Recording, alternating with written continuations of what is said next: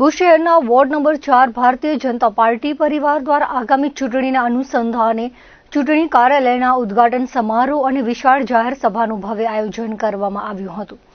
Camp police ચોકી પાસે આવેલા કેમ્પ એરિયામાં યોજાયેલા આ કાર્યક્રમમાં ભાજપના દિગ્ગજ નેતાઓ, કાર્યકર્તાઓ અને મોટી સંખ્યામાં નગરજનો ઉપસ્થિત રહ્યા હતા। મંગળવારની સાંજે આયોજિત આ કાર્યક્રમમાં સંગઠનની શક્તિ અને આગામી ચૂંટણી માટેનો ઉત્સાહ સ્પષ્ટપણે જોવા મળ્યો હતો।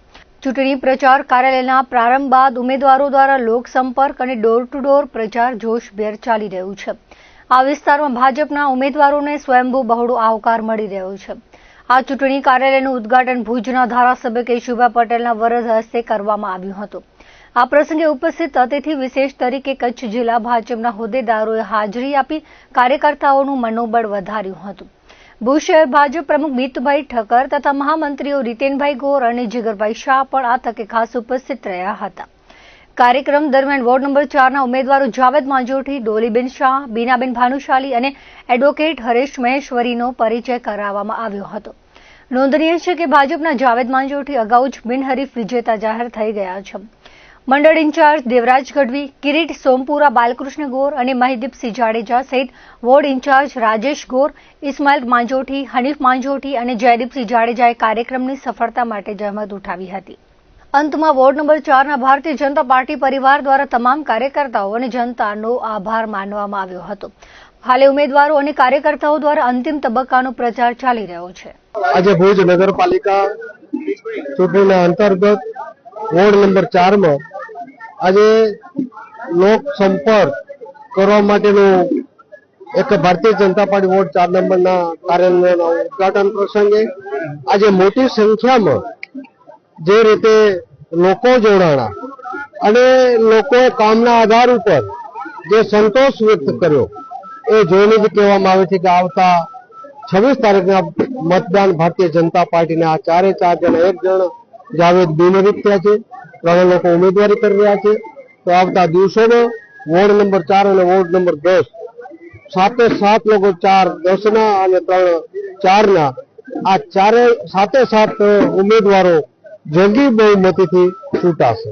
જે રીતે લોકોને અપીલ કરીશ કે મેં જેમ વાત કરી કે કેટલાક પાર્ટીઓ, કેટલાક લોકો અમે આવશું તો આમ કરશું, અમે આવશું તો આ કરી દેશું, અમે આવશું તો તમારી આ સમસ્યાઓ હલ કરશું।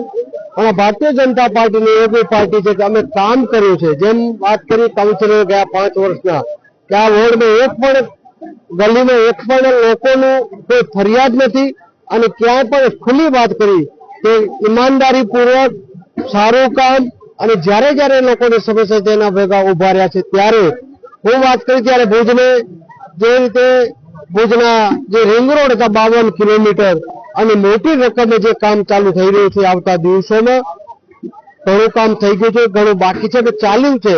તો આવતા દિવસો એ રીતે ભુજની વર્ષોની જે સમસ્યા હતી 2004 પછીની આજે રિંગ રોડની સમસ્યાઓ જે સપાટી હતી એટલું નહીં પણ જૂના રોડ કાઢી એક્સપાન્શન કરીને આખા મોટા રોડ બન્યા છે। સર્કલને પણ ક્યાંક અનુકૂળતા નથી એને પણ દૂર કરી નવા આખા સર્કલ બનશે।